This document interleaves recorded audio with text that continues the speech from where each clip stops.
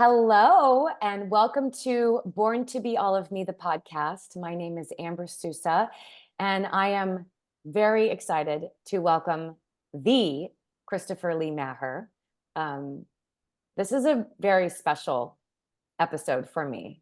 And anybody who knows me and anyone who has read my book has heard your name because when I met you in at the end of 2019 and worked with you in 2020.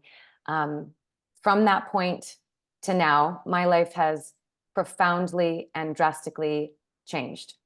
So this is a very personal and special episode for me. And I had our mutual friend Amber Caudle on a couple of days ago, and her episode came out, and you should listen to it because we both speak very highly of you. Oh, thank you. Yeah, Well, now I'll have to listen to you do. You have to listen to it. The narcissistic part of me. it. Yes.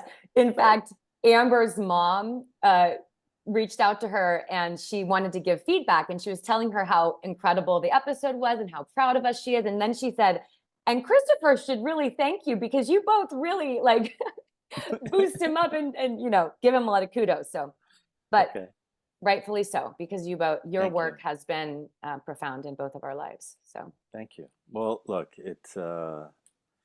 I always think of things as co-creation yeah.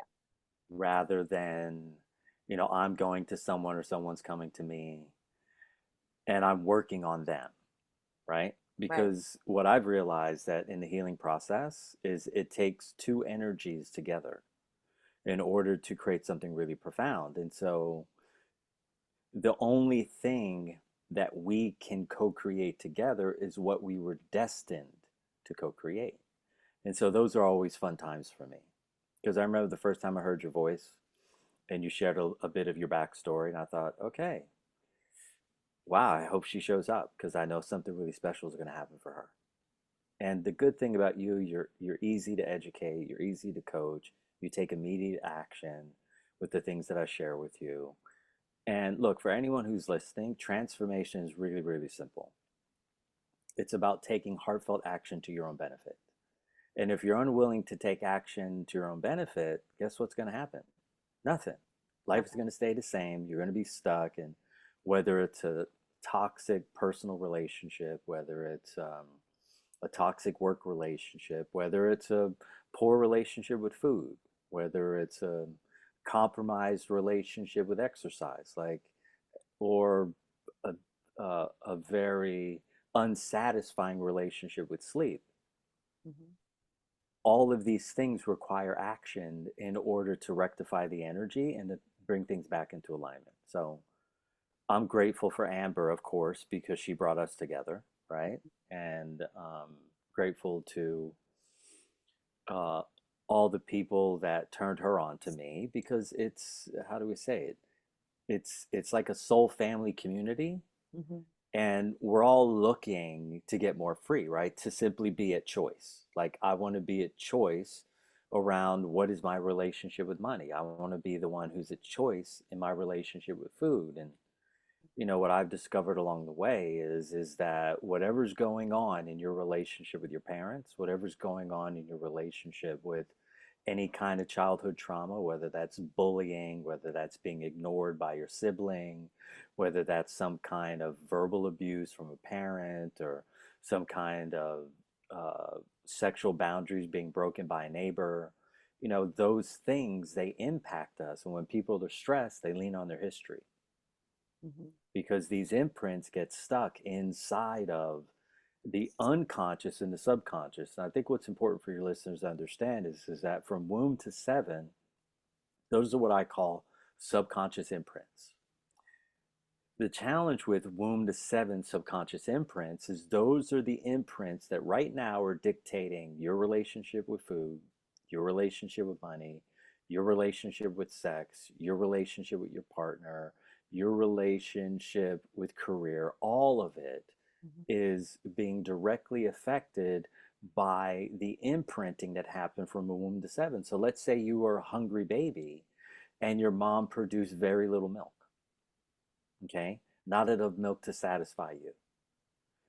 and you didn't get enough food. Well, what do you think is going to happen when you're stressed? You think you might decide to emotionally eat? Of course you are, Yeah. right? And think about all the children that weren't breastfed, Mhm. right? And they don't know a feeling of satisfaction, a feeling of powerful sensation that only comes from suckling a mom's breast, right? And the warmth of her holding you and having that support. And so everything that's gone on from womb to seven is impacting the way you think, the way you breathe, the way you move, the way you sleep, the way you sit, your level of ambition, the way you communicate, all of it. Mhm. And what I've discovered, which is very unique, is there's a way to dissolve all of those subconscious imprints so that you no longer have to be loyal to the fears, the insecurities, the limiting beliefs, and the confusions of your little inner child. Right. And you can put them off to the side. You can let them integrate into you. They can cooperate with you. They can get out of your way so that you can really examine what it is you really want to experience and then be able to take the heartfelt action to your own benefit. But if you don't convince that confused, that scared, that anxious, that without rational thought inner child to get on your team, right when you're at that perfect moment where you're going to cross over the finish line to have a new experience in your life, they're going to self sabotage Right. your process. And then you're going to be right back at square one, wondering, like, well, why did that? Like, I went to that workshop with, any one of these, Tony Robbins characters, right? Mhm. I went there, but I still came back around to the same situation. And it's because your mind does not have access to your subconscious precognitive thought because all those experiences are instinctual. And the conscious mind does not have the ability to interfere with instinct. And instincts that are driven by fear, well, they're always going to self sabotage what it is you want to experience. Like, think about how many people get married, Amber. They met the right person, they dated Twice. before, right? Yeah. Right? They dated before they participated in deciding a long term relationship. And then all of a sudden, one day they wake up and something's not the same, right? Mhm. And now they're unwinding out of that relationship to start all over again. Mhm. And so much of that is determined the the the lack of cohesion in that relationship is being determined by both of their inner children, Correct. okay, Yeah. that are making decisions for them, either pouting in the corner, being passive aggressive, projecting intense amounts of wrath, or withholding sex, or whatever the games are that get played inside of these relationships. Mhm. And to think that all you would have to do is to reduce your lifetime accumulated stress load and transmute these limiting beliefs, these fears, these insecurities, these inner deficiencies, makes me feel really good about the work that I do. Yes, you should. You Yeah. absolutely should. Well, I mean, I think in your story and in my story and in Amber's story and in Sharon, who was another gal that I had on, each one of us, uh, our catalyst was physical pain or disease or disharmony.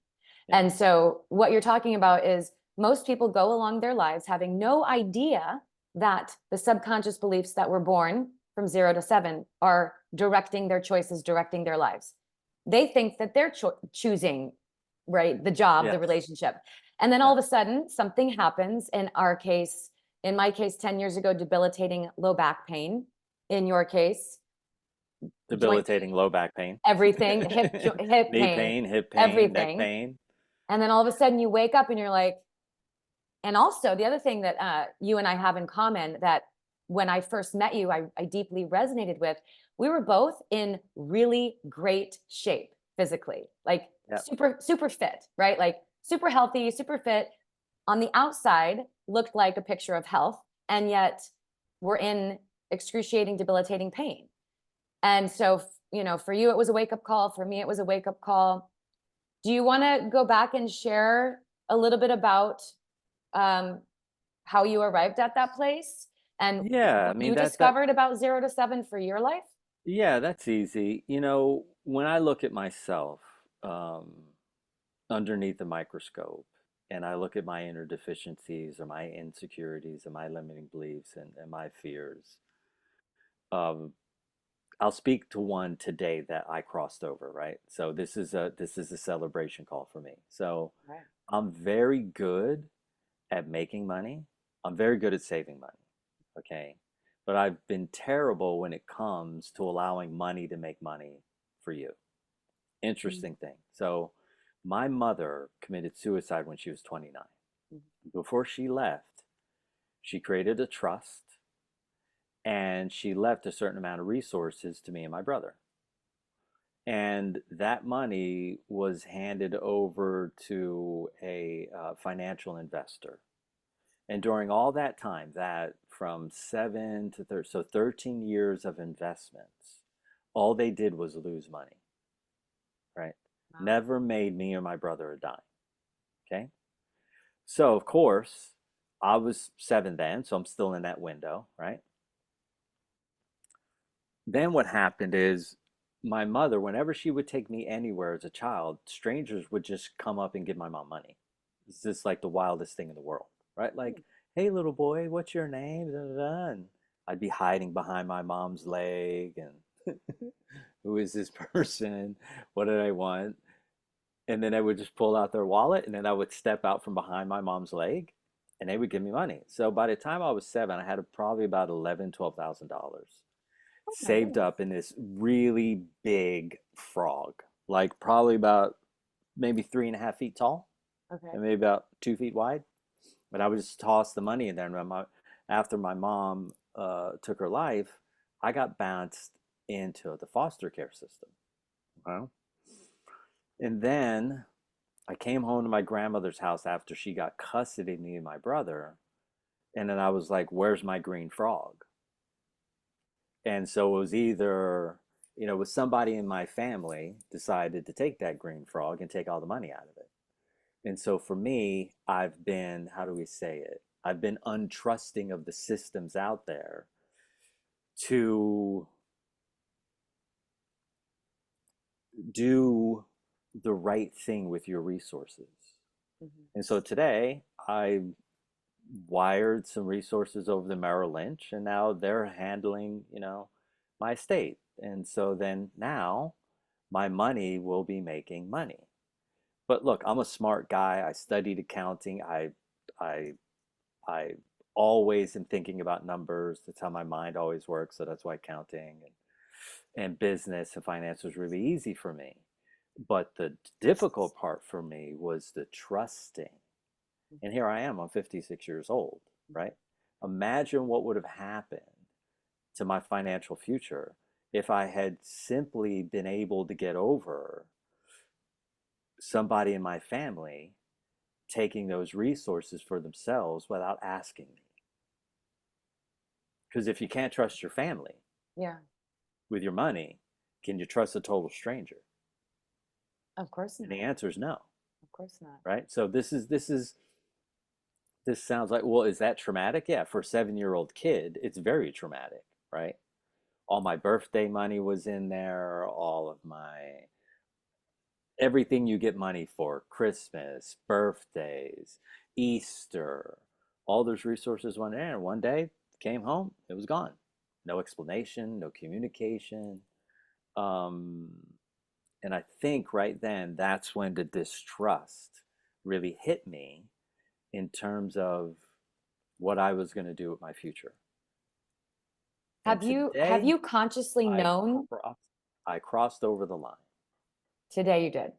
Yeah, Have you consciously known that about yourself all along? Like, yeah, I don't for trust. sure, Oh, okay. 1000%. So why today? Today was for me, I'm always working on myself, so I'm always getting some kind of wild treatment from somewhere. And I've been studying with a guy named Mikio Senki. Okay. And Mikio is the world's foremost authority on esoteric acupuncture. And he's here in Inglewood. And I've been seeing him for about a year and 3 months. And what happens is he opens up light grids in your body, and as the light becomes more dense, right, you get access to more of that inherent intelligence because it covers over the shadow. And basically, since I've been going to him, I've been shedding subconscious limiting beliefs that my conscious mind could never get to. I knew exactly what I should do. Hmm. And yet my subconscious would never allow me to do it because I didn't heal what was in my subconscious. You can't override the subconscious with your conscious mind. It doesn't work that way Hmm. because there'll always be a reason not to do something. And so, as that shed, there was a breakthrough. And I'm very happy about this. Congratulations. Yeah, yeah, it's very good. And, a lot of things that I wanted to do, for me, it's always about timing. Because I think the way that the universe, the way that source works with me, it says, Christopher, if you're incongruent, you don't get to get onto that lily pad. You have to stay here. That part of your life, it doesn't get to move forward until you go back and become congruent, right? Yes. Now, other people, the universe works with them in a different way, but I think one of the things God wants with me is congruency and consistency. And then I can take another step forward. So that's a really big sign for me because when you know something consciously and yet you're unable to break the pattern, even with all proof that everything's going to be okay and safe, you still keep taking the same action. Hmm. They would call that insanity, right? Yes.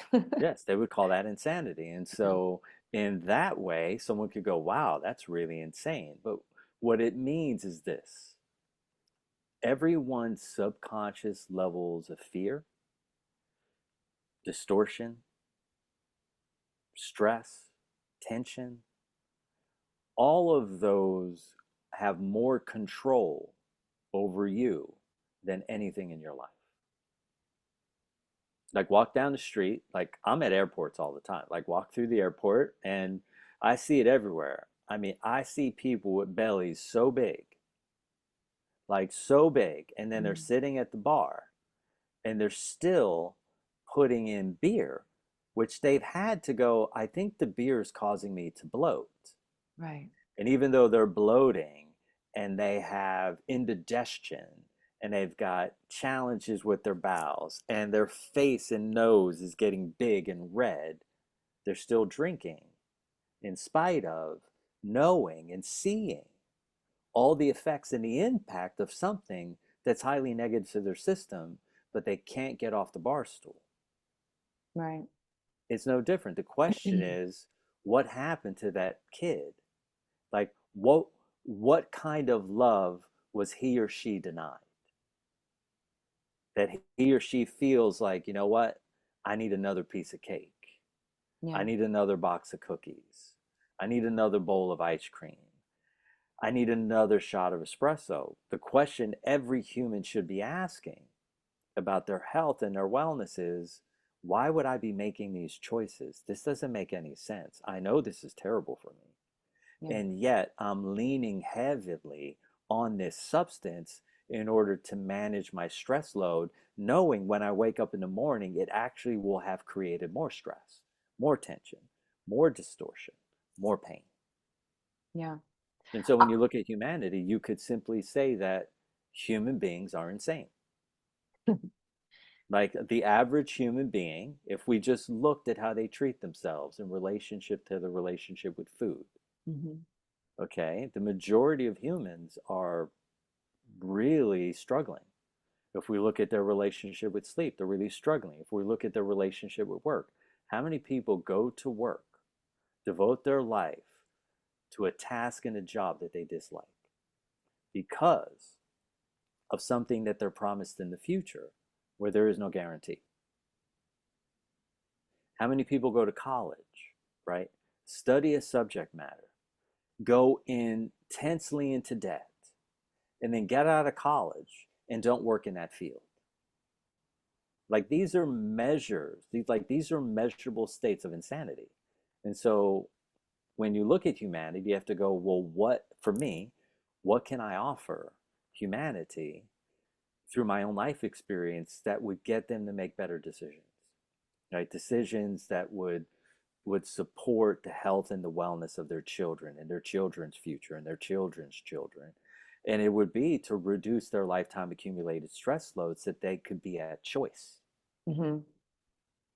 Which is, from my perspective and my experience, is to be able to come back into a state of congruence and alignment with your soul self right before you developed these coping strategies to be able to survive whatever circumstances that you experienced in your childhood.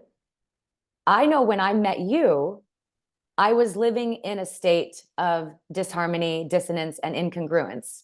And the hypocrisy was eating at me because Mm. I had already gotten on this journey. I already had started this work.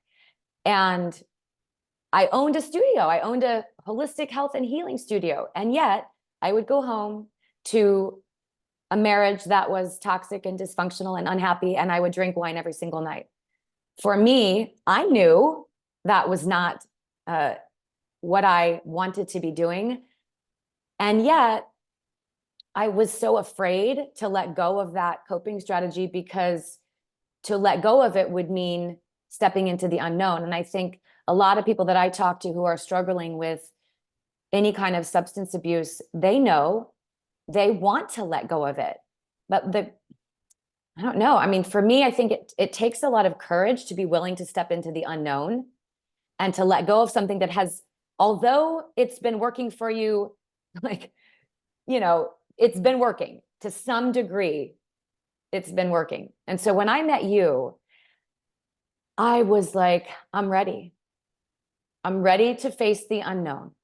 Mm. And your program that I joined required 90 days, no alcohol, no sugar, no caffeine.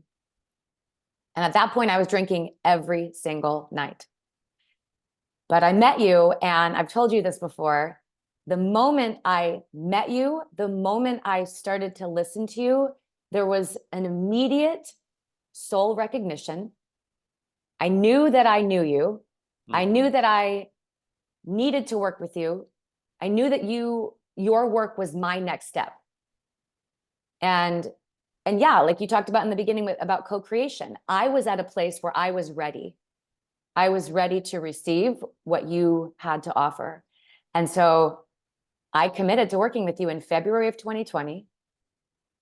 And by June of 2020, I was out of my marriage and I hadn't had a drink since I worked with you. I have not still to this day had a drink of alcohol since I worked with you in the very beginning in February of 2020.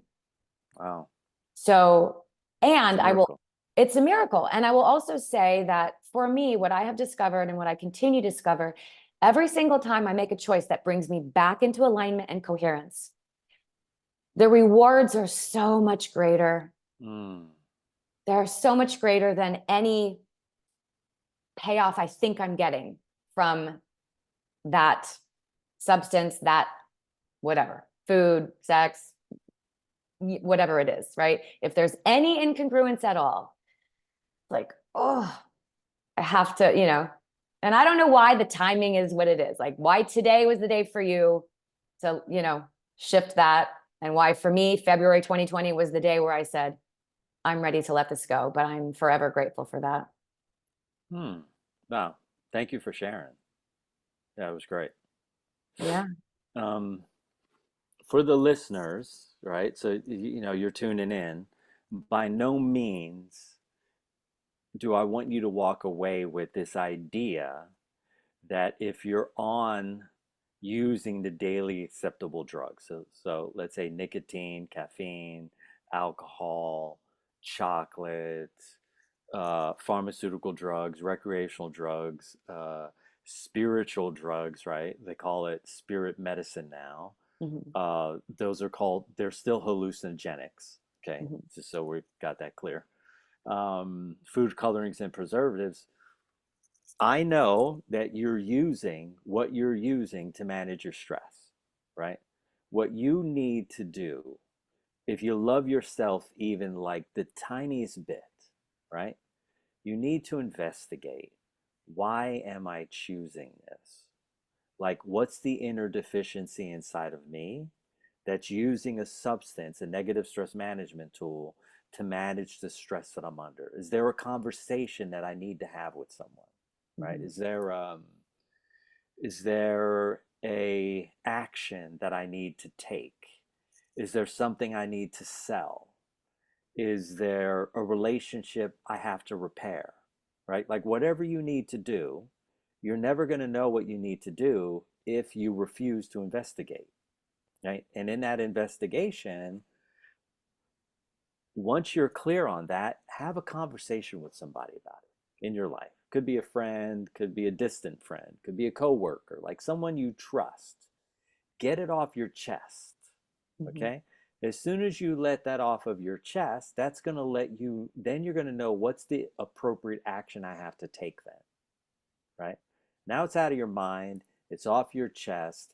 And now, whoever you need to repair, whatever you need to repair with, whether it's your brother, your sister, your mom, your college track coach, your history professor in the master's program, like whoever it is, look them up, get their number, have a quick conversation, let go of whatever that is. Because without understanding, you can never get to acceptance.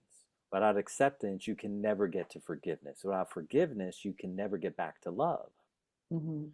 And so, love is the most important thing that you could ever receive and the most important thing you could ever give. You know, there's this interesting thing in the Bible where it talks about Adam and Eve, okay? And it says, you know, that God said, I don't want you to eat from the tree of knowledge. Right? And the question is, why would someone provide all this information and data and then not want you to have it? And Mhm. it's very simple. Because God wanted you to understand that information will never be more important than love. Okay?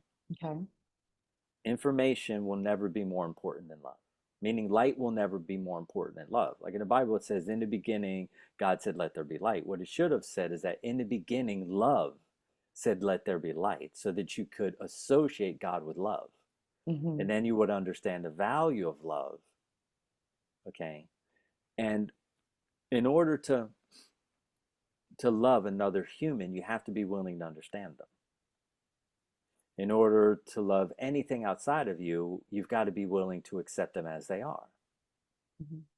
In order to be able to get back into love, you've got to be able to forgive yourself for your excessive judgment, your excessive criticism, your excessive disapproval, and your overly moralizing positions you live from. The forgiveness isn't for them, the forgiveness is for you. And then when you can give yourself that forgiveness, you can drop back into loving yourself, which then you offer that love again to them. And so investigate who you have an issue with. Might have been when you were 8 years old, might have been when you're 9 years. If you can't find this person, have a psychic conversation with them. Jenny Smith, wherever you are in the universe, Mhm. you know, I remember being in the tree house and you took my doll and you threw it on the ground and the dog took my favorite doll. Mhm. And this is the reason I never invited you over again to my house to play with me. And I ignored you all the way through high school. Like, whatever it is, like these little things that happen to children, they're really big things. Yeah. Okay. And that's like a base place to start. Investigate. Look at what drug you're using. If you're using an upper, it's letting you know you're depressed. If you're using a downer, it's letting you know you're in hypervigilance. Let me say that again.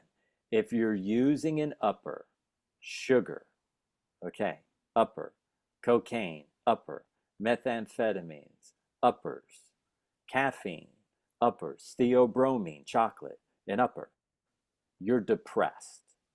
Mm. You may not be what they would term as clinically depressed, but you're managing your low feelings with a tool that produces more adrenaline and more cortisol in your system to get you revved up. Mhm. If you're the opposite, right, you're always in hypervigilant state, okay, you're going to be attracted to downers, okay? You're going to be attracted to um, alcohol, sugar again, right? Anything that's, like fake serotonin.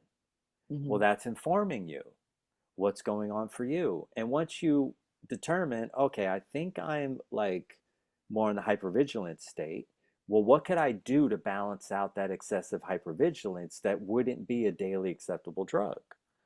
Well, what could I do? Oh, I could meditate. I could do some breath work. Well, if you're the person who's the down, what do? Go do some exercise. Dance. Go dance. Yeah. Join a kickboxing class, right? So rather than use substances, right? Replace those substances with actions that you could take. Mhm. Because the action that you take is what gives you access to love. Why? Because the heart is the center for unconditional love and right action. And Mm. the way you show you that you love you is through right action. And when you Yes. focus in on your body gets happy and it's like, hey, wow, Amber, thank you so much. Let me give you some more good feelings. And then you get some more good feelings. You start building some esteem. And then guess what happens? You start taking better actions for yourself. But without your investigation, you're not even going to know why you choose the substances that you choose. And if you're choosing both, meaning you're choosing the uppers in the morning and the downers at night, you're on what's called a biochemical roller coaster. And you Mhm. got to get off that as fast as you can. Because if you don't, what's happening? You look at people that are in their, you know, like mid 50s, early 60s, they're having cognitive dysfunction, right? Because when you put in stimulants or downers, you're using up either your dopamine or your serotonergic bank account. And then it makes it more difficult for you to process information as you get older.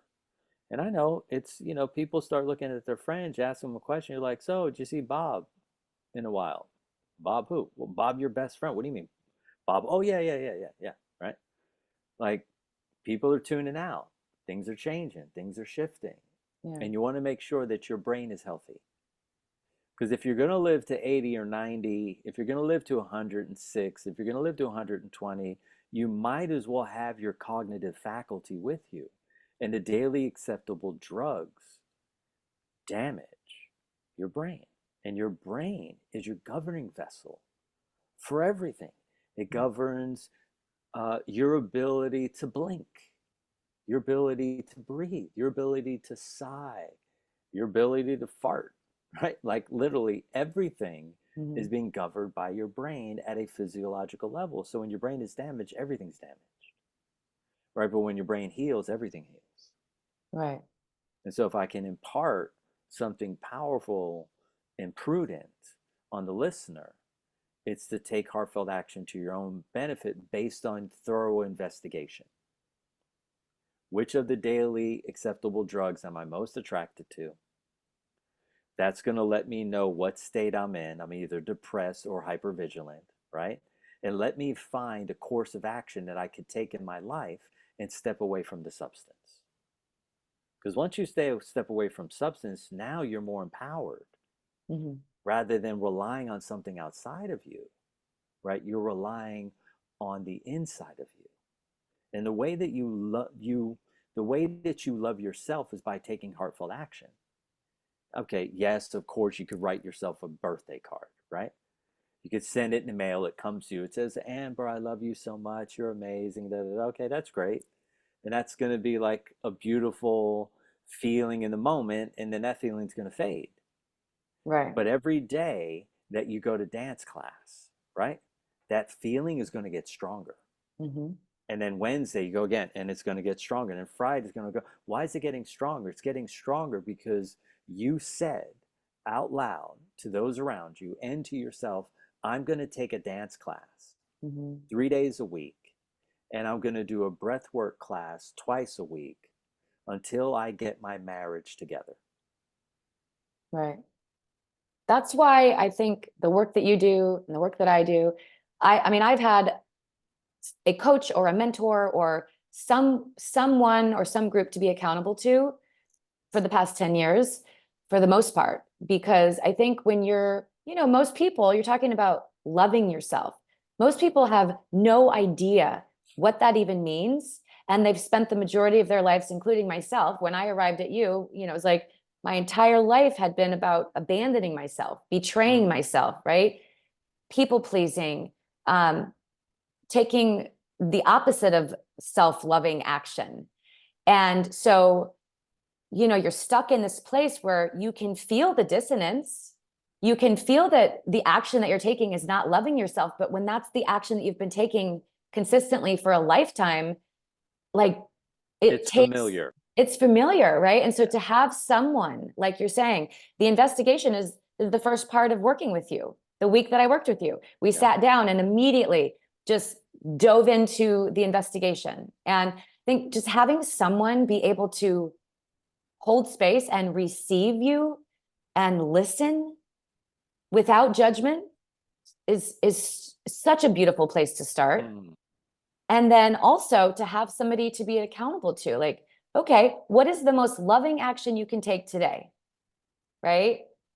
Okay, do that. And then let me know how it goes. And yeah. then the next day, what's the most loving action oh, you didn't do it today? Okay. All right, no worries. Like, you're not getting a grade. I'm just here to reflect back to you, right? And to hold space for you and love you while you learn how to love yourself. Do you believe in that saying where people say, like, the only way that you can truly love another person is if you love yourself first? Uh, you know, I mean, for me, no. Okay. And the reason why I say that is this, is that you have to understand that love has two components. There's a masculine version, which is loving others, and Hmm. there's a feminine version, loving yourself. Mm, Okay. So you can give a lot of attention, a lot of affection, a lot of nurturing to other humans, which they will experience as love. hmm. Okay.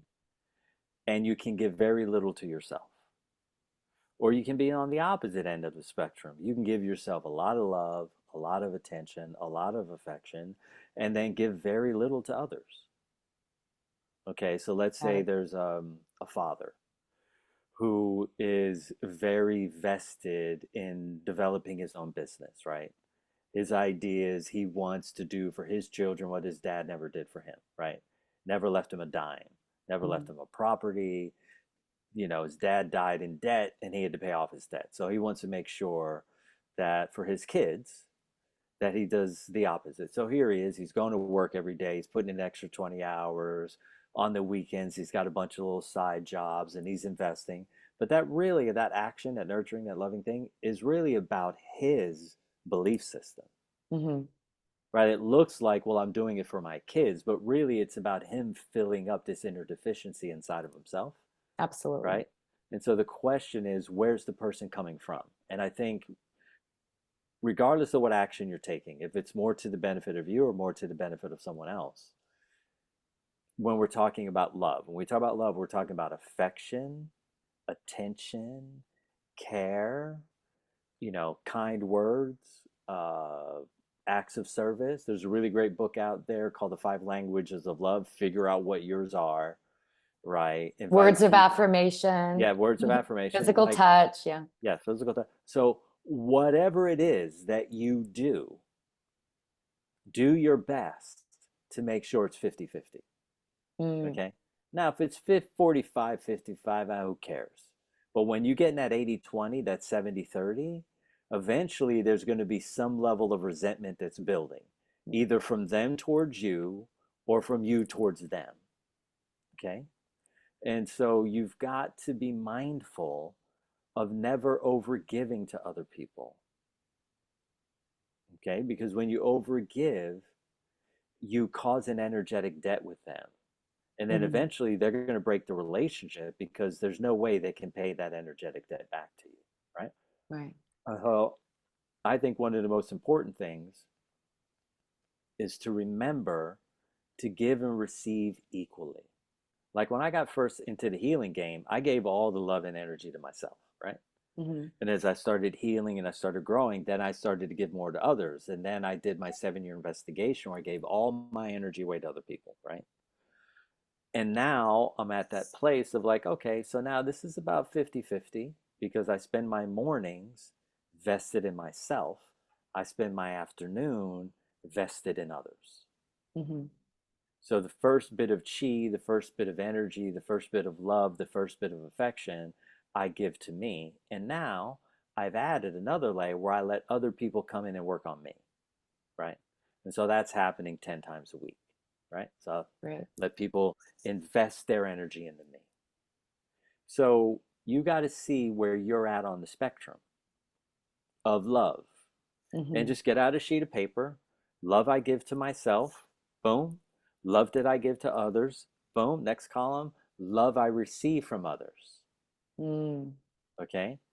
How much love you receive from others will allow you to know how receptive you are and how much you trust the world around you. If all of Yeah. your loving action is on to others, and there's hardly anyone investing energy, time, love, affection into you, then that's letting you know that you're not receptive. Right. Okay. And so then you have to go, well, why would I be without reception? Like, what's causing me to block people investing in me?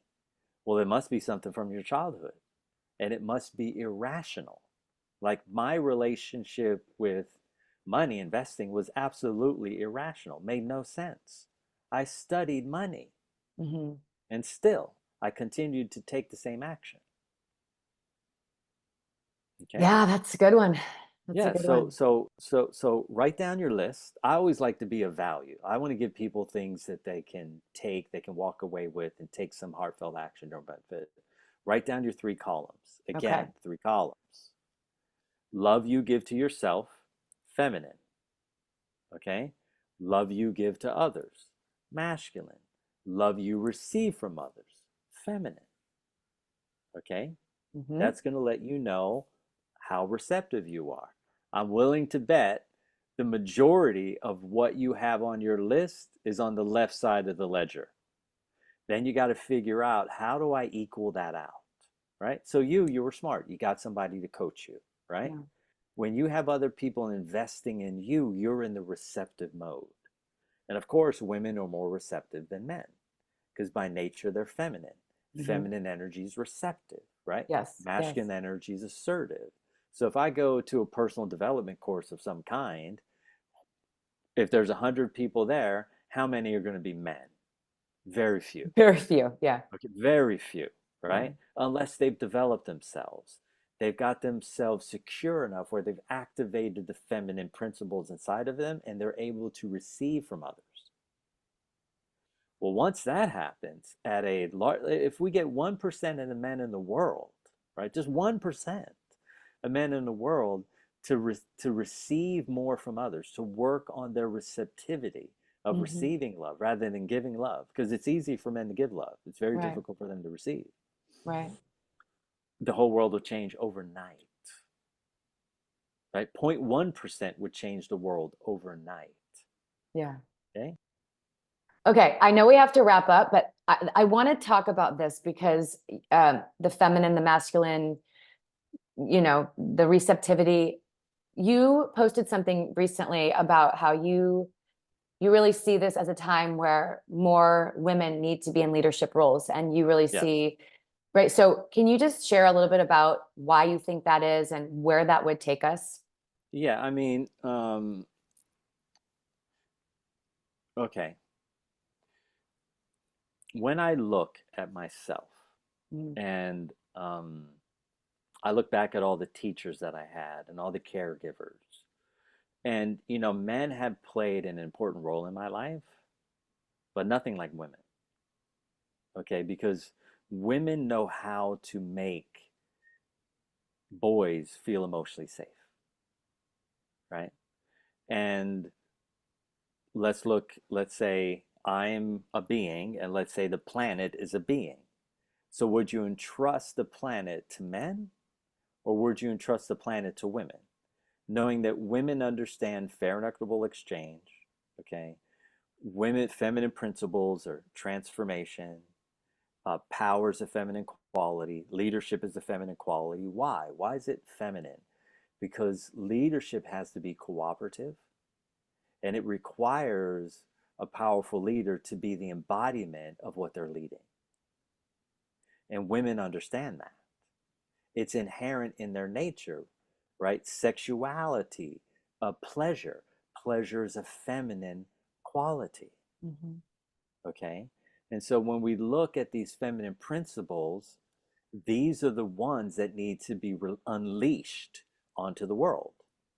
Peace, transformation, openness, unconditional love, right action, empowerment, humor, intimacy, sensuality, grace, care, freedom.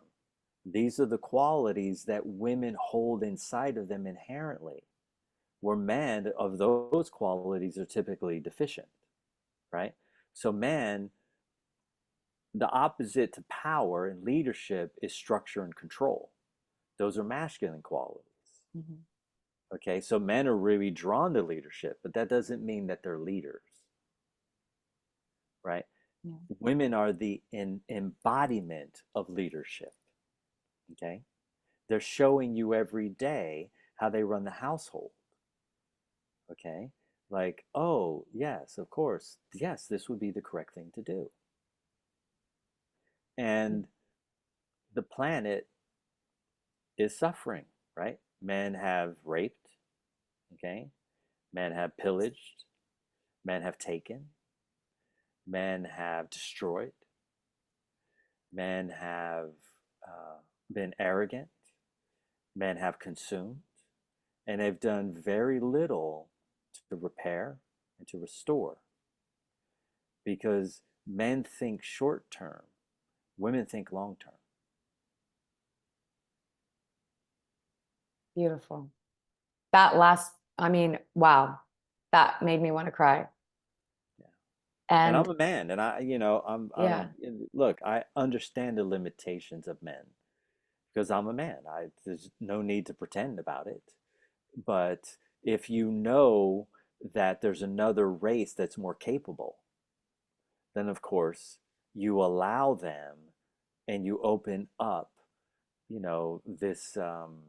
these platforms so that they can add the other values that are missing in great supply. yeah, Think about it. The most machismo culture in the world, which has been Mexico for a very long time, now has a female president. mm, That's telling you the world is changing. The right. most machismo culture in the world now has a female president.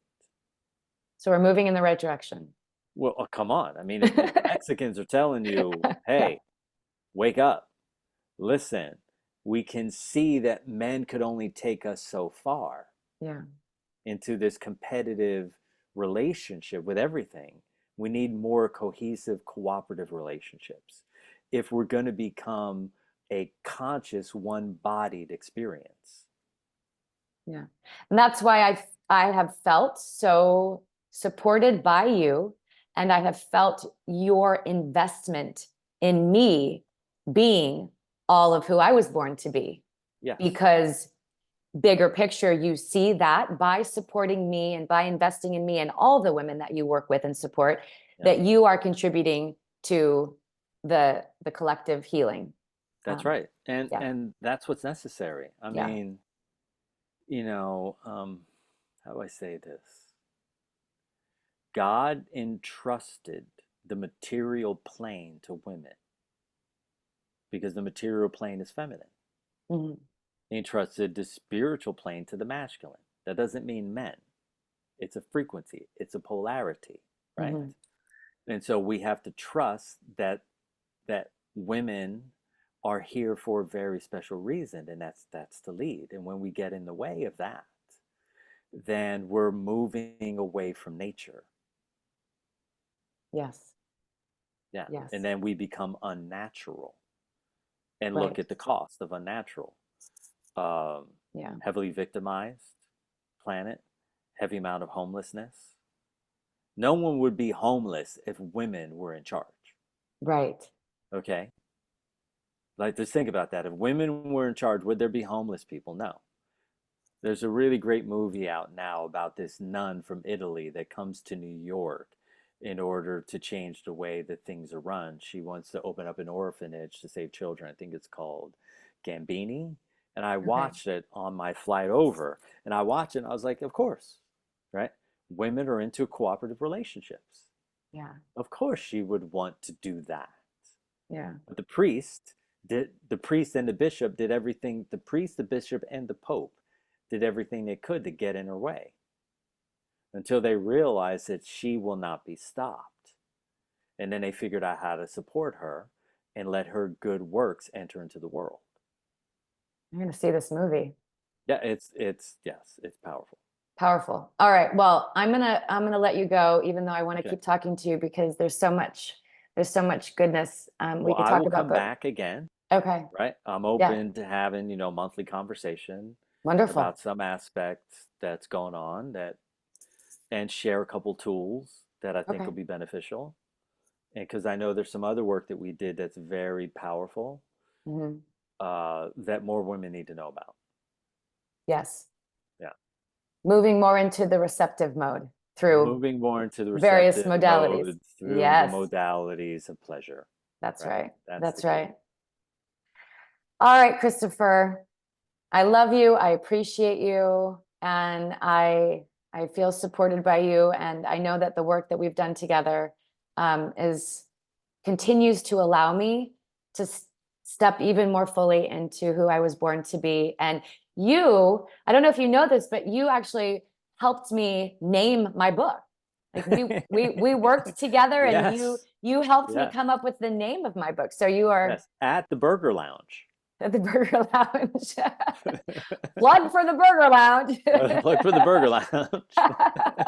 For all you meat eaters. They have really good burgers, I have to say. Yeah, they also have fish. They have veggie burgers too. So Yeah, I know. We yeah, have to go again. We have to uh, go again soon. yeah, we Okay. can do that for sure. Okay. All right. Well, enjoy receiving. I know you're going to go and allow yourself to receive Some body good, work. some body work and Yes, my um, favorite. enjoy. You deserve it. Thank you. Hey, listen, I Thank you. appreciate you. Anyone listening on the call, Amber's been devoted. The way she lives her life is incredible. You've chosen a really great leader, someone to listen to, someone who's the embodiment of their work, has worked diligently, has worked through a lot of stuff, and I'm very proud of you. I love you. You're doing awesome work in the world. And I'm looking forward to see how this keeps evolving into, the next great version of what it is you want to manifest and help co-create in the world. So thank you for having me on. I appreciate you so much. Thank you. All right. I'll talk to you soon. Okay, bye-bye. Bye.